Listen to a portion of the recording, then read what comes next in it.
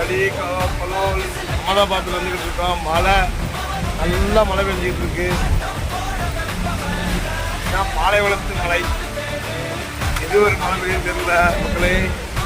மணி 4:30 5 மணி ஆக போகுது. மழை பெய்து வந்து இருக்கிறது. வீரசிங்க வண்டி ஓட்டுறாரு.